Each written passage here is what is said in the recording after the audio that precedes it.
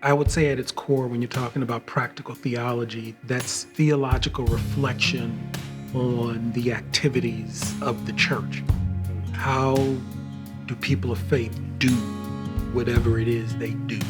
Typically, my point of departure is something in real life experience. I think of what we see in the first chapter of John, the Word becoming flesh and dwelling among humanity. All theology becomes embodied whether you like it or not.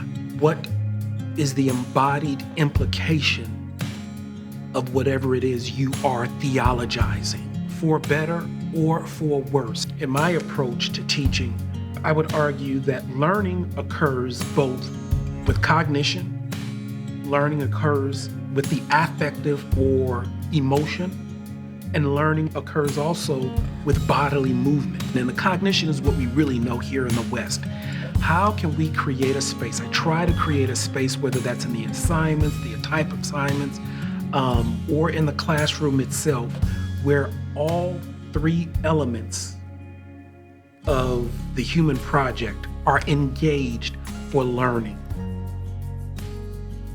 There's this idea in the world of pastoral theology called living human document. But the passion that I look at the work that I study or my research interest, it reminds me that each student is also a living human document as well in this area of higher education, and that their life, their story, their narratives, their future, their joys, their concerns, it matters just as much as anything that we see on that syllabus.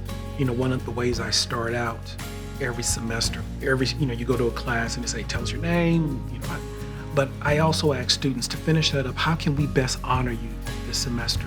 How can we best respect you? How can we best, and this can get a little uncomfortable, love you? God forbid we talk about love and theological education, right? If what we are learning in class doesn't get back to love, and how do we affirm you? I don't know what we're doing here.